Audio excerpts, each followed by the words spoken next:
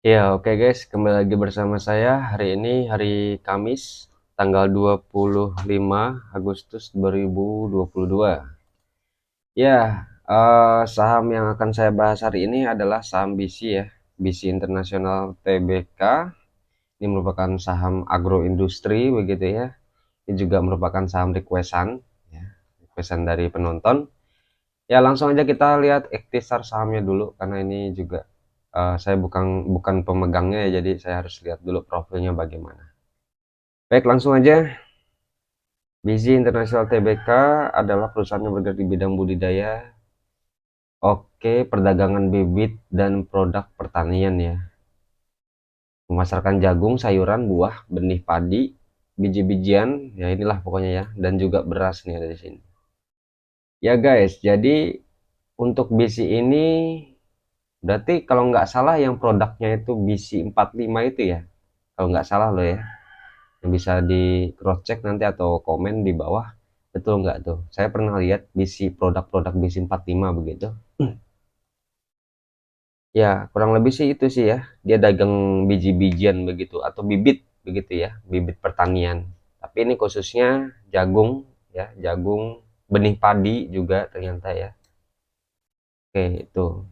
Didirikan tahun 1983, sudah cukup tua ya. Bagus ini sih ya, bisa bertahan sampai sekarang. Kemudian untuk IPO-nya tahun 2007 ya di sini. Sudah cukup lama sih ya.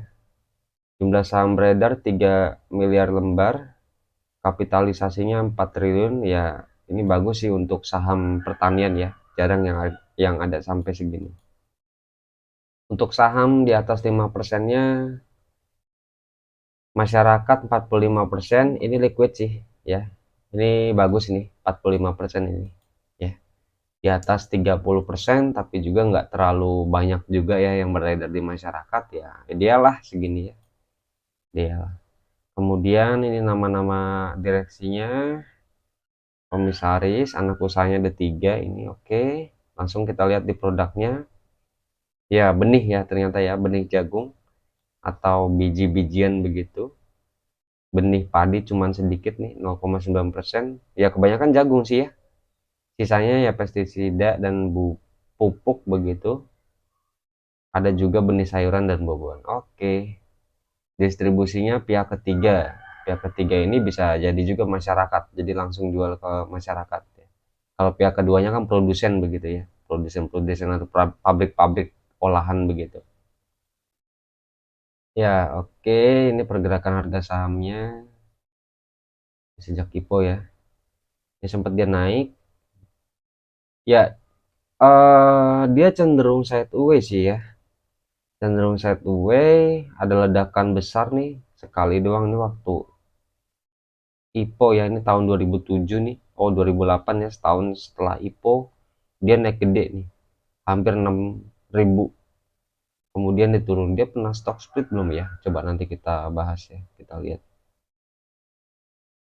Ya, oke, secara garis besar berarti eh untuk profilnya ya ini sama seperti ya ini ada ya Ali, kemudian ANJT seperti itu ya, TAPG begitu. Jadi agrobisnis juga ya seperti itu. Agrobisnis, agroindustri begitu. Berarti ya kalau kita analisa ya ada musimnya begitu loh ya. Nggak semua tumbuhan itu panen setiap bulan ya, setiap saat nggak semua gitu loh ya.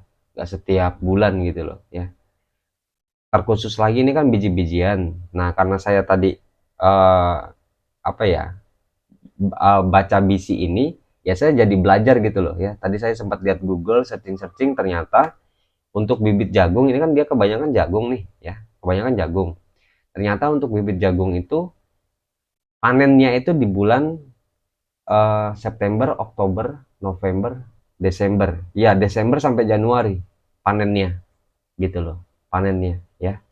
Nah, itu kan dia kan biji-bijian jadi dikeringkan dulu gitu loh, ada prosesnya. Nah, kira-kira itu dari panen sampai menjadi biji atau menjadi benih, benih jagung lagi, itu sekitar 4 bulan sampai 5 bulan. Jadi di bulan Desember, bulan Januari begitu loh. Nah, nanti kita lihat untuk kuartal 4-nya bagaimana ya, untuk di finansialnya bagus atau enggak gitu. Itu ya untuk BC ini. Ya kita langsung lihat aja untuk finansialnya.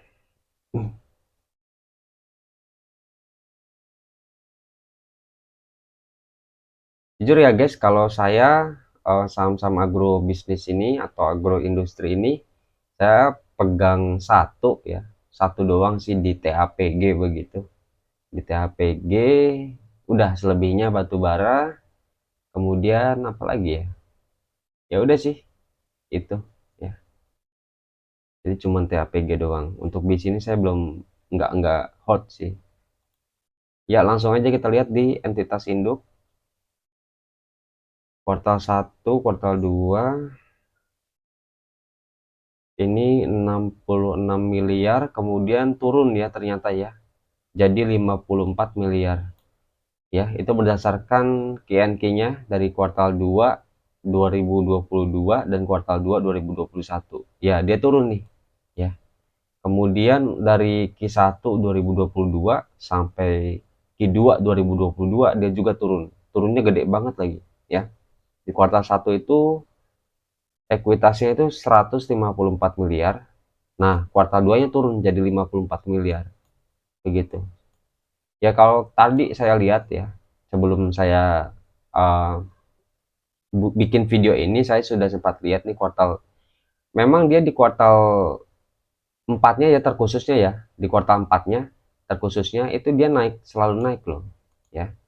Kuartal 4 2021 155 miliar, kemudian kuartal 4 2020 122 miliar ya, kemudian kuartal 4 2019 167 miliar begitu, kemudian kuartal 4 2019 168 miliar ya, tapi ini ada yang lebih naik lagi di kuartal 3 ya begitu. Oke begitu loh. Nah jadi memang kalau menurut saya ya, secara analisa kasar begitu, untuk kenapa di kuartal 4 ini bisa dia naik gede begitu ya, tadi ya menurut saya itu ada pengaruh dari musim panennya begitu loh ya. Musim panennya itu kan di bulan Desember dan bulan Januari begitu loh.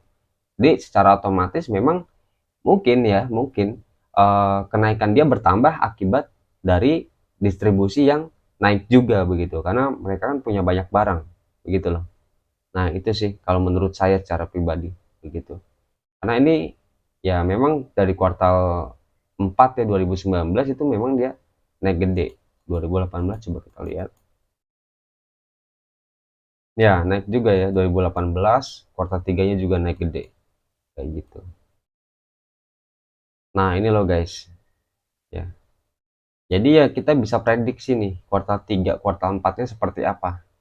Ya, jangan sampai sih minus ya guys ya. Jangan sampai minus. Tapi nanti kita lihat IPS-nya terus bertumbuh nggak sih? Kayak gitu ya. IPS, kalau IPS-nya terus bertumbuh meskipun dia minus begitu, berarti dia ini kan turun ya harga sahamnya. Ya dia mewajarkan harga ya dengan ekuitas yang sekarang seperti itu loh ya. Kemudian itu loh guys, jadi kalau ketika kalian nyangkut mungkin udah ada yang hold gitu ya, kalian beli di harga pucuk, jangan buru-buru cut loss ya, jangan buru-buru cut loss. Lihat lagi kapan sih dia musimnya ekuitasnya naik, itu di bulan keberapa atau di kuartal keberapa begitu loh ya.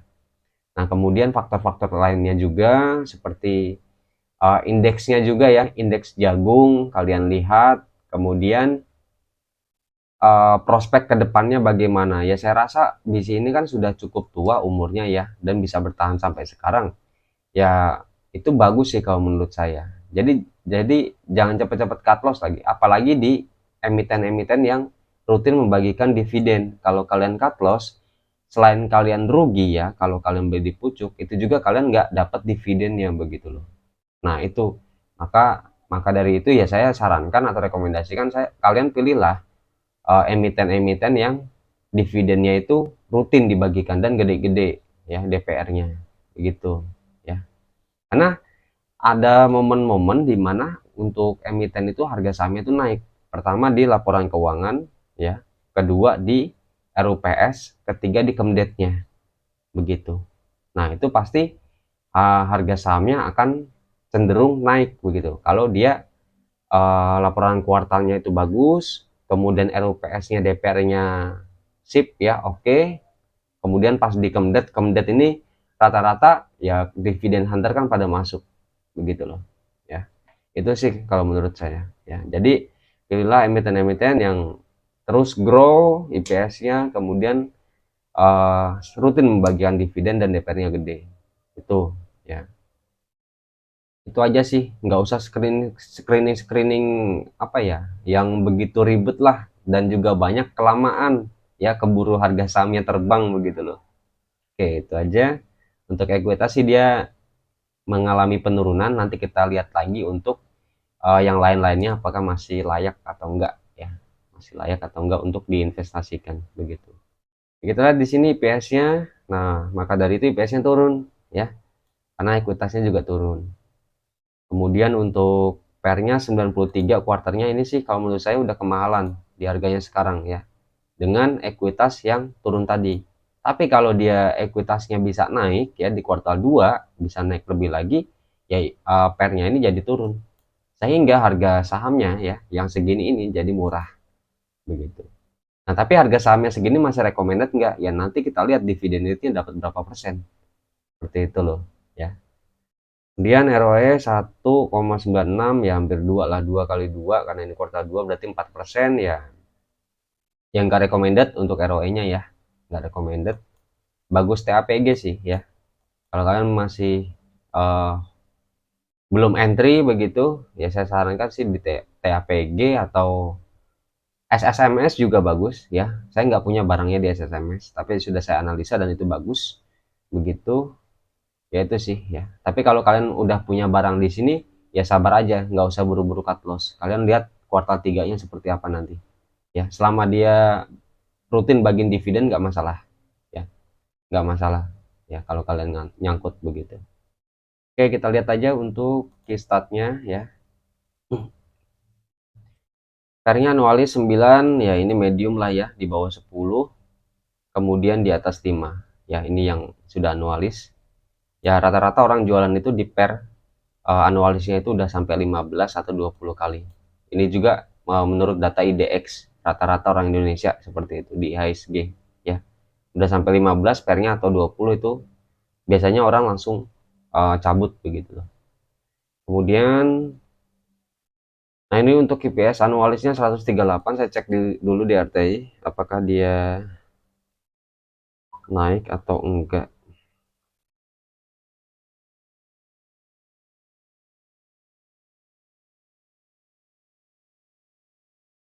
BC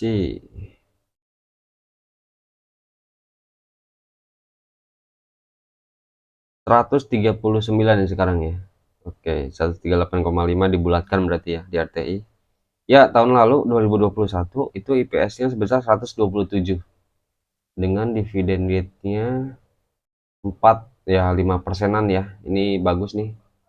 Ya nggak terlalu bagus sih, tapi ya seenggaknya lebih gede daripada kalian nabung di reksadana begitu. DPR-nya 53% bagus. Ya. Kita lihat nih dengan IPS yang sekarang ya, prediksinya di tahun 2023 dia bagiin berapa kayak gitu. Ini dia untuk DPR historinya itu dia pernah bagiin 37, 41, 53. Ya, kita coba rata-rata ya.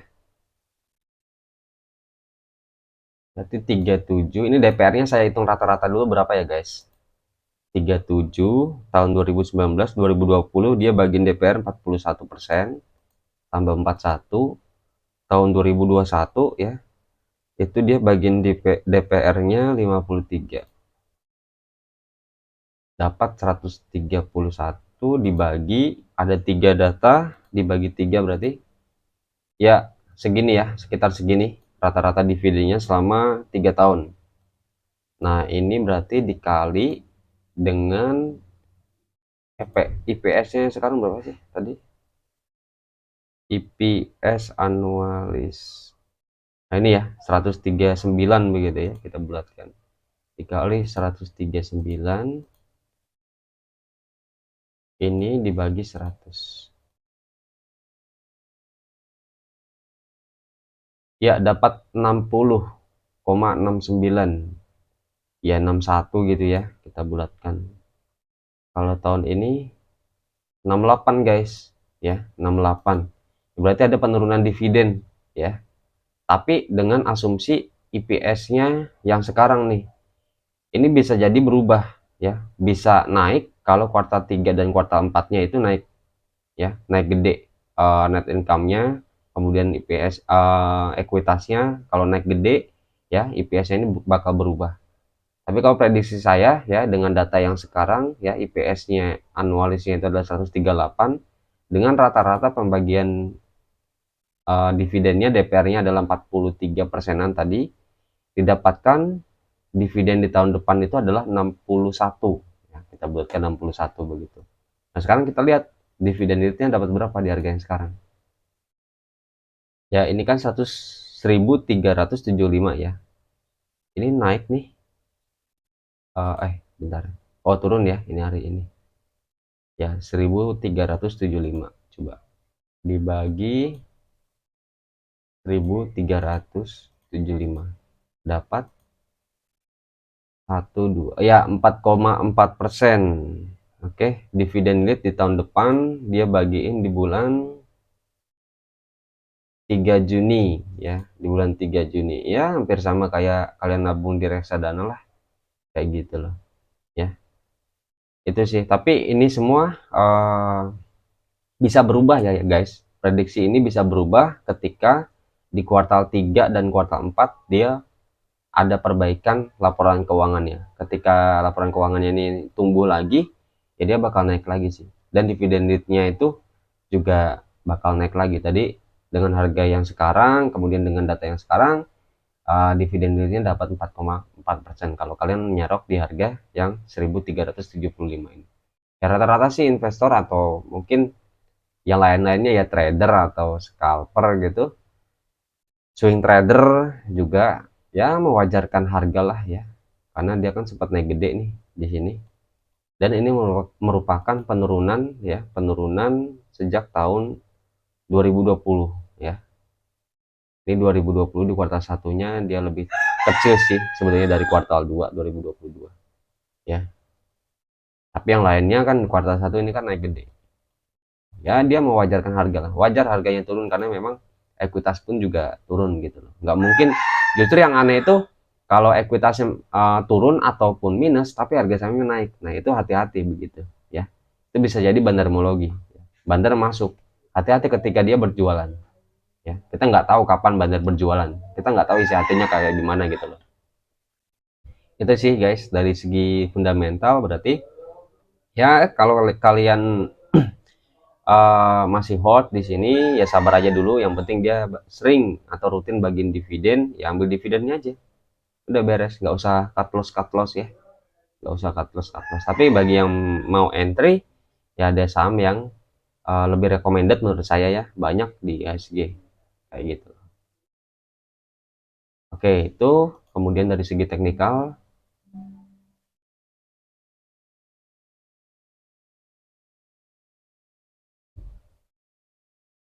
Ya, sorry ya guys, tidak semua saham belum sempat saya bahas nih. Tapi saya akan usahakan satu persatu saya bahas seperti itu. Iya, dia mengalami penurunan ya. Ini sebetulnya dia berada di area support support ya di sini nih. Hmm, sorry. Nah, di sini ya, di area support nih sebetulnya. Kemudian kita cari support lagi yang kedua ya di sini ya. Nah, di sini di 900-an sih ya.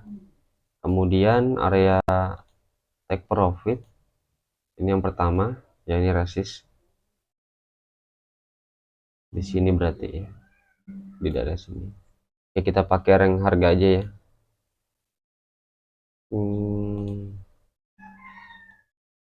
Nah sini. Nah di range harga ini take profit ya. TP pertama, kemudian TP kedua. Ya langsung aja sini ya. Ini mungkin bakal set away di sini. Ngetes dulu. Nah di sini. Ya hampir 2000-an, tapi belum sampai ya. Ini saya kasih warna merah. Ya guys, untuk warna merah dan kuning ini adalah support, area support dia, dan sekarang harga berada di harga supportnya sih ya, di area 1379 gitu. Kemudian untuk TP-nya di sini ya, TP-nya di sini. Kemudian untuk ini TP pertama ya, TP kedua di sini kayak gitu. Oke, ya dia sebetulnya mau bentuk double bottom ya, double bottom di sini. Ini kan bottom yang pertama nih, kemudian mau bentuk double bottom di tanggal 18-19 Agustus, tapi nggak kebentuk nih ya, nggak kebentuk, gagal dia. Nah sehingga dia turun. Nah ini lagi area konsolidasi sebetulnya. Kalau dia berhasil break ya, berhasil break di harga ini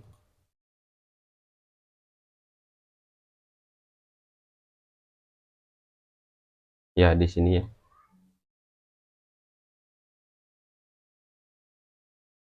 ya nah sini. Oke, kalau dia berhasil break di harga berapa nih, 1480-an ya, itu ya dia akan melanjutkan targetnya ke sini. Yang pertama 1600 ya, mungkin juga di sini bakal sideways dulu, atau mungkin bakal turun dulu ya, konsolidasi di area 1600, sehingga baru melanjutkan di ke harga 1900. Kalau menurut saya sih ini kalau kit 3-nya bagus ya, dia akan ke sini ya, kit 3 gitu, mengulangi area ATH yang sebelumnya pernah dicapai begitu. Ya mungkin itu aja sih guys, di saham BC ini ya, cukup. Sampai jumpa di lain waktu. Jangan lupa subscribe. See you semua, bye.